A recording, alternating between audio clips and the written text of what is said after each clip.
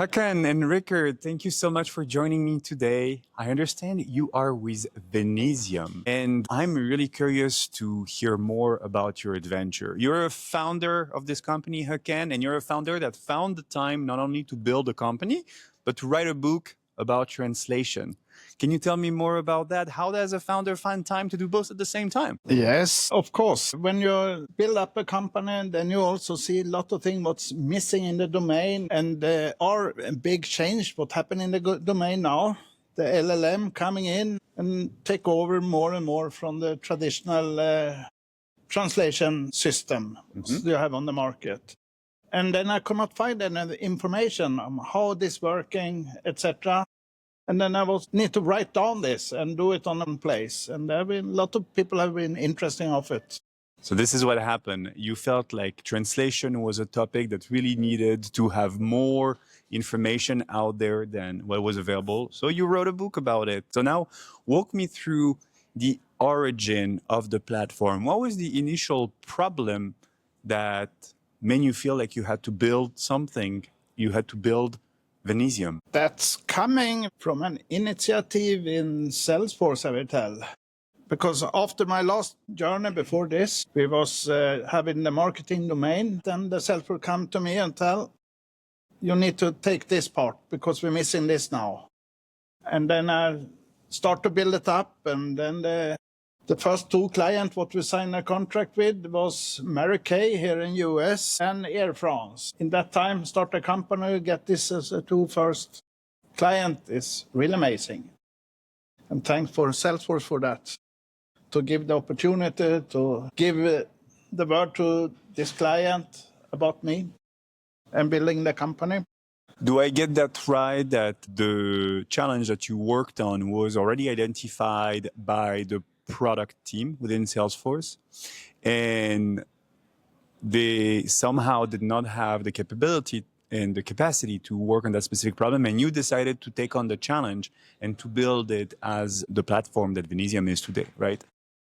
That's correct. The product management in different domains in Salesforce have tried or build translation solution on different places, but there was not any uniform way to handling translation inside Salesforce. Therefore, they asked me to do it with the domain knowledge, what I have in the background. One thing that I meant to ask you is that most of the ISV and OEM that I talk to, they decide to focus on one part of the Agentforce platform. Your platform is accessible across every single application that we have on the Agentforce platform. How did you come up to deciding to build on every single part of the platform? And how do you tackle that complexity? The exact issue was that you had this different platform in the system, and they have built a solution for translation in different way for all of this. So when you connect them to translation management system, or when you try to educate, when you try to develop a solution, everyone was stuck after they have done the first implementation. They could not understand why they not could do it for the next. So therefore, when I come in, it was I know about the Salesforce in the back end. So it was easy for me to build up this, to do it a uniform, and what we calling a centralized translation hub inside Salesforce, what could support all platforms you have. To tag along to Håkan what he said, but about covering all the clouds is also maybe to speak to customers. I mean, for instance, like a customer experience lead or a service manager that truly want to centralize a support hub and to be truly multilingual. So for you, it was a requirement because your customer could be using any part of the Exactly, and platform. I think it's also where we want to position ourselves, that we do cover all of them, especially if we would like to go to, for instance, if you want to centralize the support hub, what do they need? Because I think it's amazing what we can deliver in terms of value creation. It's not just about translation; it's about actually being centralized. Now that we have all those agentic interaction, through those chat UIs, either it is in Slack or in other messaging system, you apply to how a Japanese agent might respond. It's the way that you look at it, it's not pure translation. The agent has to respond in a slightly different way. Do I get it right? So they need to thinking about how this client acting, how the question coming. Is this an happy client asking, or is a angry client, or how you do it? And then you need to act in different way when you're meeting this with correct wording. And so now when we look at the ability that LLMs have on their own to handle some part of the translation, how do you respond to that objection? How do you position the platform that you've built in comparison to the ability that the LLMs have to do word translation between languages? When we're talking LLM, that's also a bottom level of everything. On top of that, you need to do a lot of things to talking through the LLM.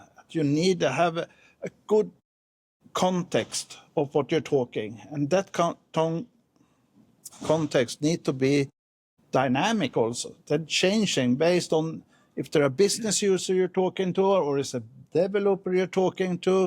So you see, you need to formulate correctly, and then you need to some talking prompting, we're talking context about this, and then we have more and more advanced glossary. Before in the translation industry, you're working with what I call static glossaries. What you can upload some word and then you can use them and you do translation. But now you need to have more dynamic glossaries who can changing based on the context. And maybe just to add to what Håkan said, I mean, you're right. I mean, the LLMs is moving forward, and but we also say, as Håkan told you about this, the instruction layer that we kind of can provide the right context in the right way. This you need to translate in this specific way, the right tone, and this kind of wording that you need to have. But it's also about a choice for the customer. I mean, we can use OpenAI, we can go Anthropic. We set up the one that is the customer prefer. But we can also have one engine for a specific language pair and another engine for another language pair. So that is also part of the configuration. So you're able to pick and choose what's the most appropriate. Do you then decide by language? You can do it if you want. And then we have a great support team that can guide the customer in these configurations. Because I also think it's not so easy to make the right decision. So it takes a little bit. You need some guidelines to set it up correctly. Mm-hmm. But we also know things move forward. And, what is good today might not be the best LM tomorrow. So we also need to be, follow what is happening on the market. You recently listed your application on the AgentExchange, and you've been in the ISV and OEM ecosystem for a long time. What's your perspective on what changed in terms of mindset and to-dos when it now comes to listing your application on the AgentExchange? Yeah, about this, we start in the journey with the Agentforce directly when Salesforce coming out with this. And we start to build up the application there. But then we are an add-on to the client when they're running Agentforce to get the correct information in the background, etc. In the beginning, it was very difficult to talk to the client because they have not starting up to use it. If they not have started up to use it, the translation what will be a top of the everything. But now we see that coming more and more. So now we also have listed one part of already, but they're coming also now. So we coming to publish action directly. So they can take action if they will working with document translation, voice translation, and text translation in Agentforce flow. So they can build their own flow and adding our action into the flow what they're building each client. With your experience in the ISV and OEM world and ecosystem, what would be the one advice that you would give to a business founder who's thinking about building the next awesome agentic business, but it is wondering if they should be looking at building it on a platform like Agentforce or building it from scratch? They absolutely need to have a focus of the business solution they're providing. but also who they can binding in the existing Agentforce flow, what everyone have building. So I'm feeling whatever you're doing, you need to looking at who can consume what you're building in the Agentforce flow. So you would start on Agentforce full-blown for the breadth of the platform. Do I get it right? Yes. I mean, yes, I think it's two aspects. One is obviously you need to solve the real problem for the customers, and then really find a fit, with Agentforce. How can you collaborate, coexist in a good way, and solving the customer problems? I think it's all about that. Yeah, focusing on the business problem first. If you have identified the problem well, the customers will just want to embrace the platform because you're going to alleviate the pain. That makes sense. Awesome. Now, looking at the agentic world in which we are all living, zooming out of the Salesforce platform, what would be the AI tool that changed the way that you work in your day-to-day? What would be the tool and the use case that you're doing every single day? Yeah, I mean, for me, I think most of our team, start playing around, having their, personal assistant to, to a good look for emails, and, we're having the note takers for the meetings, and really utilize that, to summarize whatever we need to do, and, make sure that we have the right priorities in what we do on a daily basis. Do you have one that stands out? Having like what tool are they using?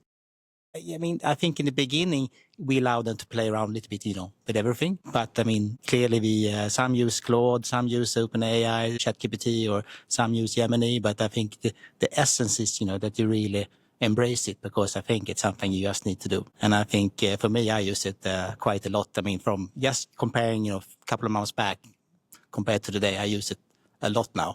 Thank you. And do you have one tool and one use case that made it to your daily life? If we're talking that, of course, I have also one preferred what I'm doing and working with, and I'm working with OpenAI, a lot of things.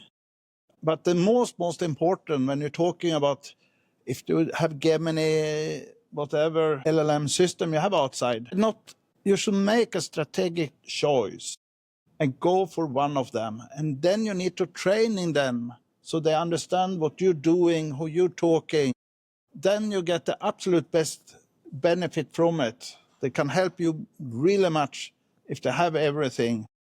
And at the same time, when I was writing the book here for half year back or 1 year back, then I trained the LLM at the same time with every stuff I had in the book.